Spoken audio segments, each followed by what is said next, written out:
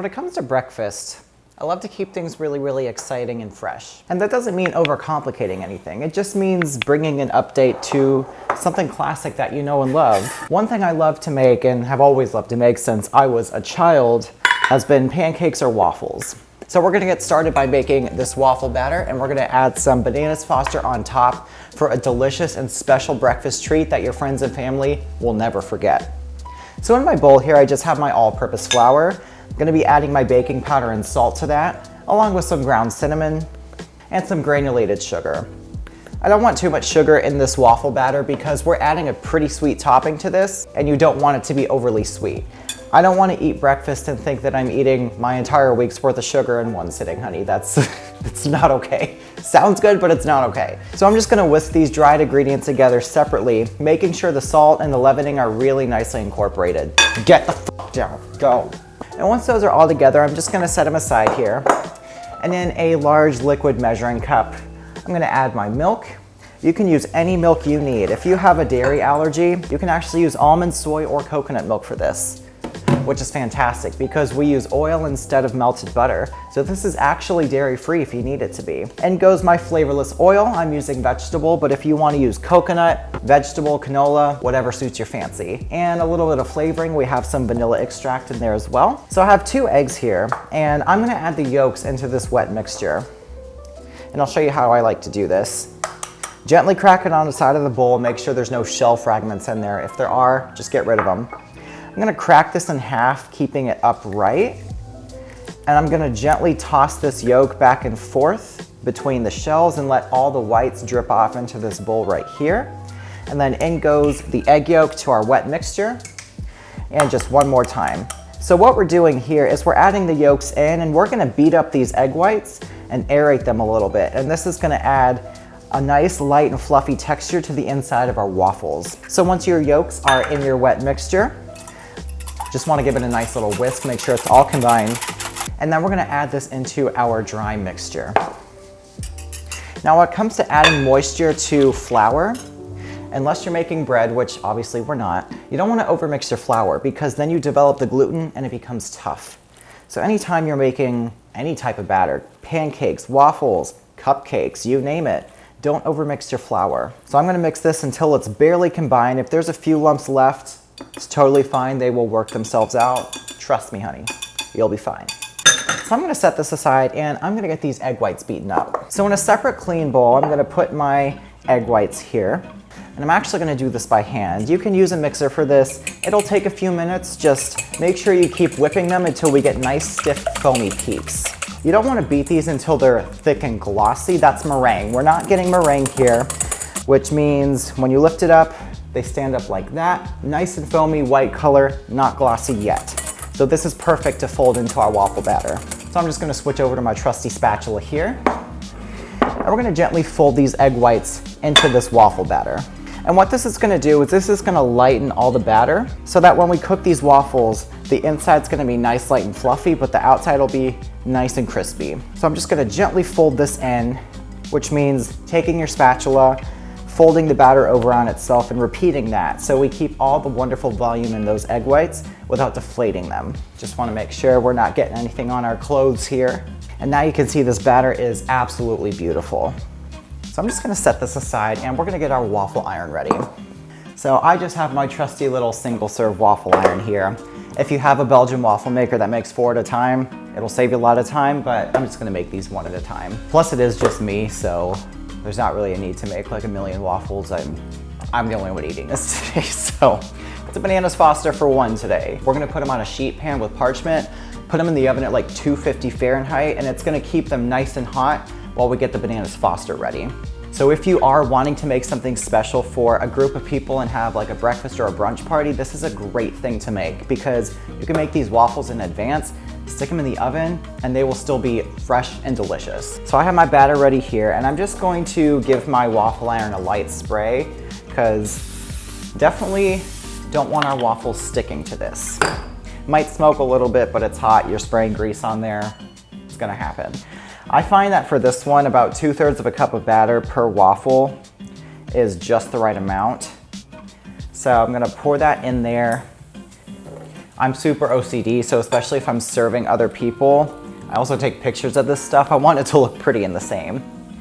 So there are little things you can do to make things look really pretty that don't necessarily take a ton of extra time or effort, like measuring your waffles. And while this is cooking, I'm just gonna give my cookbook here a quick shout out. I did just publish this year, and there are a lot of great recipes in here that range from really easy to a little more advanced, but I try and make it very approachable and explanatory in terms of nothing seems overly complicated and you know exactly why you're doing everything. You Can Bake Too is a fantastic book for any occasion, and I'll be sure to include the link to order it in the description below. And as these come out and finish up, I'm gonna have my sheet pan ready here so I can just make them, put them on the tray, make a few more, pop them in the oven, and we'll get this fantastic topping started. And look at that, that is absolutely beautiful. Golden brown, the outside is nice and crispy. That is a perfect waffle, honey. So that only took about 2 to 3 minutes as well, so this should not take us very long. I'm gonna be happy with 2 today, so I'm just gonna make 1 more of these and we will get started on our Bananas Foster. This recipe makes about 4 to 5 large round waffles, so I'd say it serves about 4 to 5 people. But something that's really fun that you could do for a nice party idea is make all your waffles and then kind of separate all of the wedges, lay them on a platter, get your Bananas Foster ready, and make kind of a waffle buffet. So people can grab however many waffle wedges they want, put however many toppings they want on there, throw up some fruit preserves, some nuts, like it's a really fun experience. I did that for one of my friend's birthday and everybody had a fantastic time. All right, so got both my waffles done. I'm just gonna pop them in the oven, 250 degrees, so it won't continue cooking them, but it'll keep them nice and hot.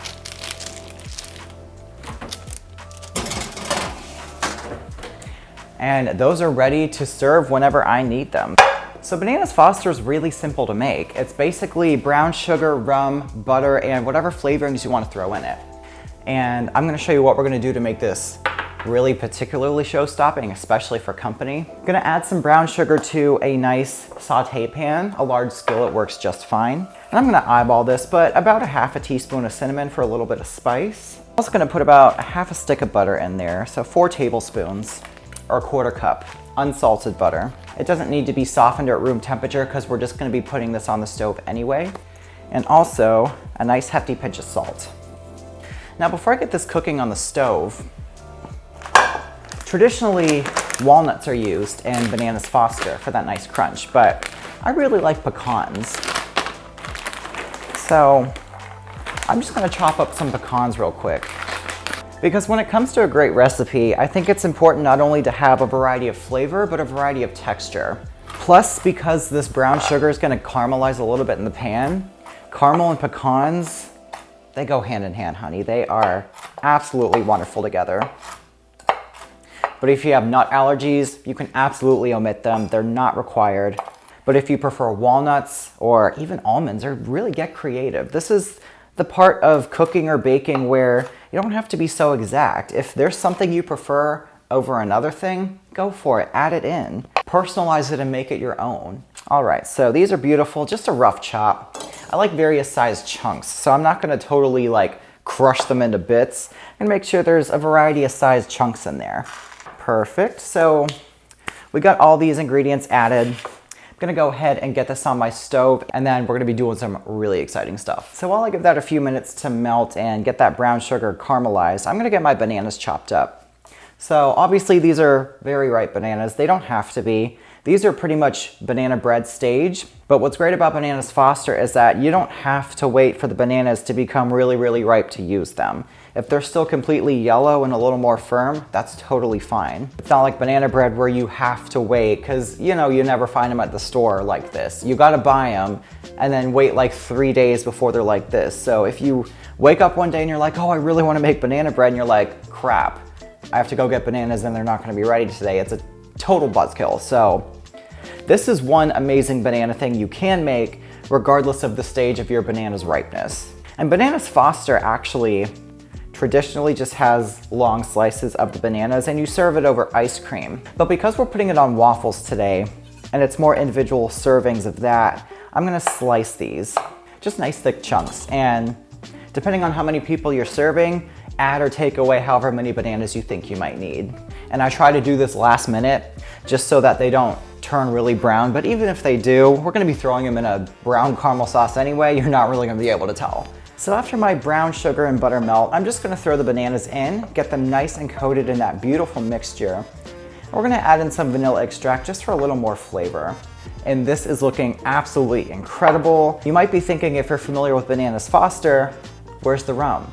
So this is not necessary, but if you really want to impress your friends, you can flambe this. Traditionally with Bananas Foster, you add the rum in at the very beginning and then you cook it all together. But if you want to add it in at the end, it's pretty fun. So while this is nice and hot, I'm gonna dump my rum in here.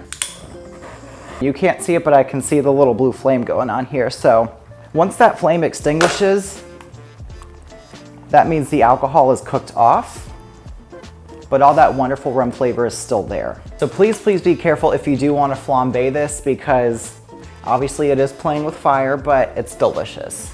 So I'm just gonna return this to my stove, bring it up to a quick simmer, and we'll be ready to assemble.